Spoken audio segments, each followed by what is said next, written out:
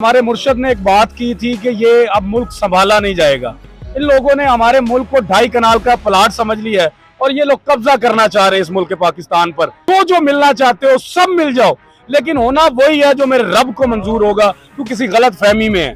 इदारे अब ये ना समझे कि जो 70 साल 75 साल पहले कौम हुआ करती थी और ये वो कौम है। ये वो कौम है जिसको इमरान खान ने नजरिया दे दिया है। जी अस्सलाम वालेकुम नाज़रीन, मैं हूं आपका मेज़बान मुर्तज़ा भट्ट और आप देख रहे हैं आरपी पॉडकास्ट से मौजूद हूं तमाम पाक में। यहाँ पे जो कारकुनान है जनाब, वो खान साहब की मोहब्बत में यहाँ पे लम्हा ब लम्हा मौजूद रहते हैं। इन्होंने शिफ्टें लगाई हुई हैं। कुछ लोग जो है शाम को आते हैं, कुछ लोग रात को आते हैं, कुछ लोग दोपहर को आते हैं और इन लोगों को हमारे से ज़्यादा नॉलेज है कि इस पर सियासत में चल क्या रहा है। हमारे साथ एक नौजवान मौजूद है जनाब, ये मुल्क के हालात के बारे में आपको कंप्लीट बताएंगे कि खान साहब को उतारा क्यों गया और आने वाले वक्त में क्या होगा। अस्सलाम वालेकुम सर। वालेकुम सलाम। जी सर जी, क्या आप देख रहे हैं कि मुल्क के हालात किस तरफ जा रहे हैं? खान साहब को उतार दिया गया है, खान साहब को ना इजाजत मिल रही है बाहर कहीं जाने की, और जो उनके मुखालिफ हुक्मरान है वो भी ये कह रहे हैं कि जनाब खान रहेगा या हम रहेंगे। तो क्या कहेंगे आप इसके ऊपर? बिस्मिल्लाहिर्रहमानिर्रहीम, इय्याका नअबुदु व इय्याका नस्तईन। मेरे प्यारे भाई, पहले तो मैं आप सबका शुक्रिया अदा करता हूँ कि आप लोग हमारी वर्कर्स की जो आवाज़ है, जो खान साहब ने हमारी 16 साल से 20 साल से परवरिश की है, आप हमारे नज़रियात जो हैं वो लोगों तक पहुंचाते हैं। मैं आपको डेली यहाँ पर देखता हूँ, आपकी मोहब्बत है। और दूसरी बात, रजीम चेंज जब हुआ था तो हमारे मुर्शद ने एक बात की थी कि ये अब मुल्क संभाला नहीं जाएगा। तब आपका चीफ ऑफ आर्मी स्टाफ थे जनरल बाजवा साहब। बाजवा साहब को खुले पैगाम खान साहब ने दिए थे कि बाजवा साहब, आप मुल्क में उन लोगों को लेकर आ रहे हैं जो इस मुल्क के अंदर हमेशा मफाद की सियासत करते आए हैं, अपनी ज़ात की सियासत करते आए हैं। उन्होंने कभी आवाम के लिए कभी कुछ नहीं किया, ना आवाम के लिए कोई रिलीफ दिया उन्होंने आज तक। अगर आवाम के लिए रिलीफ देने के लिए आते तो आज आपके सामने मुल्क किस नताइज का सामना कर रहा है, क्या क्या हमारे मुल्क में हो रहा है इस टाइम। ना तो हमारे मुल्क में कोई कानून है, ना हमारे मुल्क में कोई दस्तूर है, ना हमारे मुल्क में कोई आइन है। कोई चीज़ नहीं है, धज्जियाँ उड़ाई जा रही हैं हमारे मुल्क की। इन लोगों ने हमारे मुल्क को 2.5 कनाल का प्लाट समझ लिया है और ये लोग कब्जा करना चाह रहे हैं इस मुल्क के पाकिस्तान पर। लेकिन जो मुल्क के पाकिस्तान में जो कौम रहने वाली है वो इसको 2.5 कनाल का प्लाट कभी नहीं बनने देगी। वो लड़ने के लिए तैयार है, क्योंकि हमारे पास एक ही मर्द मुजाहिद है जिसका नाम इमरान खान है, जिसको मैं मुर्शद मानता हूँ। मैं वाकई में उसको मुर्शद मानता हूँ। ये मोहब्बत वाला मुर्शद नहीं है, ये वो पीरों वाला मुर्शद है जिसको मैं मुर्शद मानता हूँ, क्योंकि मैं उसका मुरीद हूँ। क्योंकि उस बंदे ने मेरा ईमान अल्लाह ताला की जात पर पुख्ता किया, क्योंकि उसका खुद का है। सारी ताकतें, सारे दज्जाल जो थे वो सब इकट्ठे हो गए, लेकिन इमरान खान एक ही बात करता रहा है कि आप लोग जो जो करना चाहते हो, जो जो मिलना चाहते हो सब मिल जाओ, लेकिन होना वही है जो मेरे रब को मंजूर होगा। क्योंकि उसका ये ईमान होता था और वो अपने ईमान पर डटा रहा है और बड़ी पुख्तगी के साथ डटा रहा है। सर, जो बंदा ईमानदार होता है, जिसपे अल्लाह का तवक्कुल होता है जनाब, उसके साथ तो लोगों की मोहब्बत भी होती है। यहाँ पे तो कोई इदारा उसे मोहब्बत नहीं कर रहा जनाब, उनको अपने 5 साल पूरे नहीं करने दिए गए और आप भी उनके साथ कोई सपोर्ट नहीं कर रहा, बड़े मुश्किल हालात में है। तो क्या समझते हैं, किसी कोई सजा मिली है उनको किसी चीज की? सर मेरी बात सुने, जहां तक बात है इदारों की, तो इदारे किसी गलत फहमी में है। इदारे अब ये ना समझे कि जो 70 साल 75 साल पहले कौम हुआ करती थी और ये वो कौम है। ये वो कौम है जिसको इमरान खान ने नजरिया दे दिया है, इमरान खान ने एक विजन दे दिया है, इमरान खान ने एक सोच दे दी है, एक मकसद दे दिया है। क्योंकि जब भी कोई इंसान पैदा होता है, ये लोगों को नहीं पता था। अब इमरान खान ने जो शऊर की वो लहर दौड़ाई है, अब हमें पता चल गया कि जब भी कोई इंसान पैदा होता है वो अशरफुल मखलूकात ऐसे नहीं बन जाता। उसको अल्लाह ताला ने किसी मकासद के लिए पैदा किया होता है। लेकिन हम लोग अपने मकासद से दूर थे, हमें मकसद का पता नहीं था, हमें मुल्क का पता नहीं था कि मुल्क में हो क्या रहा है, मुल्क के साथ मजाक उड़ाया जा रहा है या मुल्क के साथ सिंसियर लोग हैं।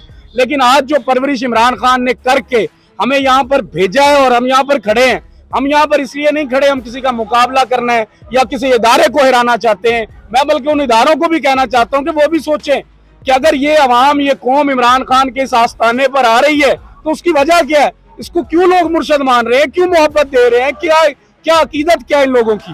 क्योंकि ये लोग चाहते हैं कि अब जो हमारा पाकिस्तान था, जिसको इस्लामी जमहूरिया पाकिस्तान कहा जाता था, ये इस्लामी जमहूरिया पाकिस्तान बनाएगा कौन बनाएगा?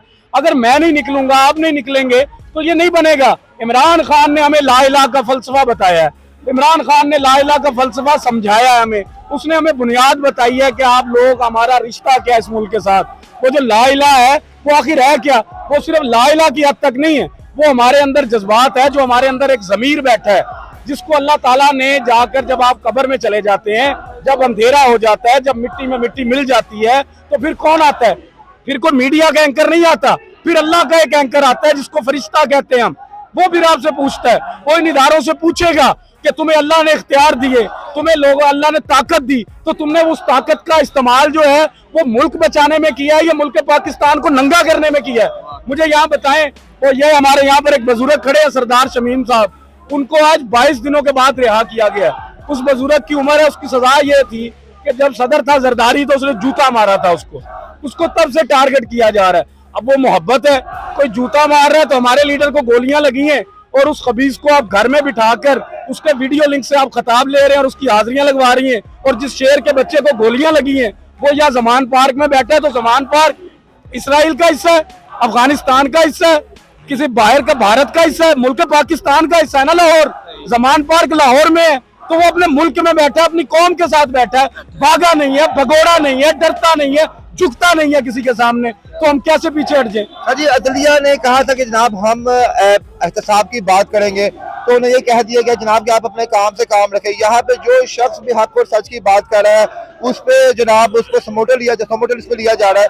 तो आप क्या समझते हैं जनाब कि खान साहब कैसे अपना आगाज करेंगे, जवाब कैसे दोबारा वो आएंगे यहाँ पे? क्योंकि इलेक्शन तो ये लोग कर नहीं रहे, हुकूमत के लिए हमारे पास पैसा नहीं है, हम इलेक्शन कैसे करवाएं? तो खान साहब को क्या लाया अमली होगा? 8 दिन हो गए खान साहब के जलसे को, लास्ट सैटरडे को हुआ था, कल सैटरडे को 8 दिन हो जाएंगे, तो खान साहब अब क्या करेंगे नेक्स्ट? देखिए भट्ट साहब, मैं सबसे पहले तो चीफ जस्टिस साहब को पैगाम देना चाहता हूँ, उमर बंदियाल साहब को।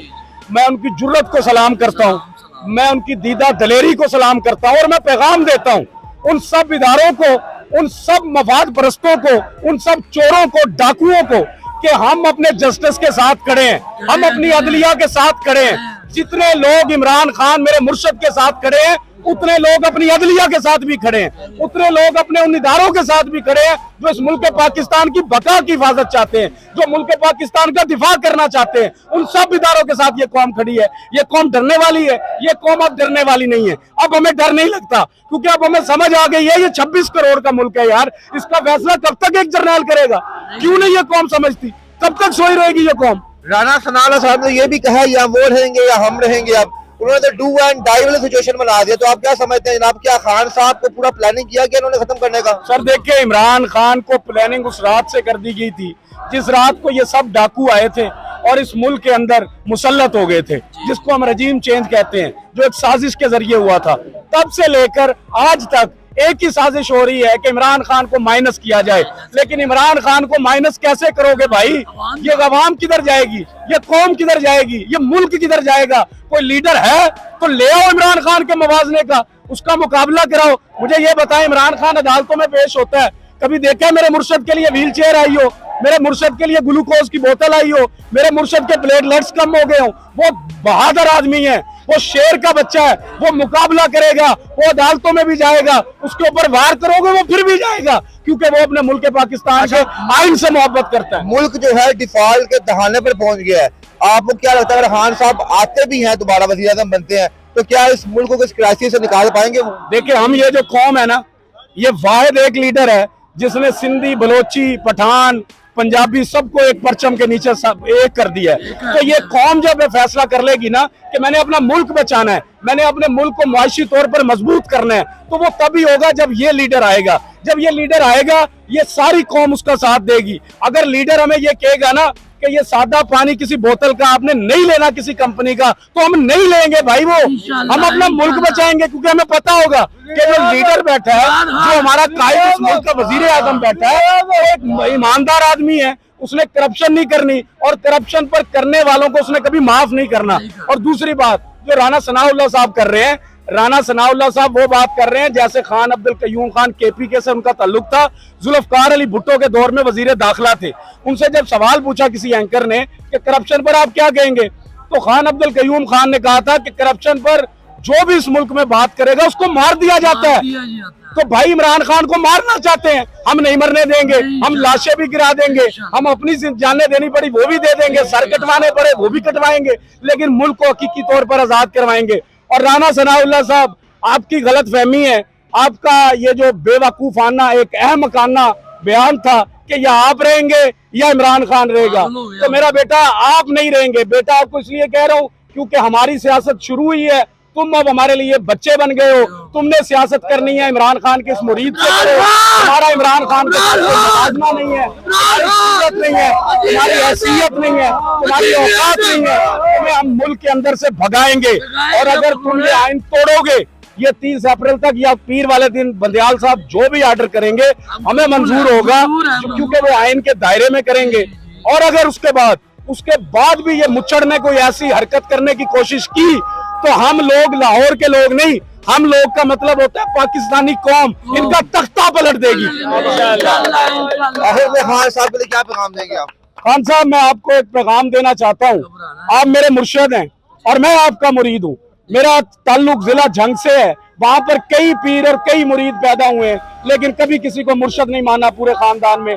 आपको मुर्शिद माना क्योंकि आपने मेरा अल्लाह के ऊपर ईमान पक्का किया है, और मैं उससे बड़ा ताकत वाला हो गया हूँ, क्योंकि ये आपने बताया था।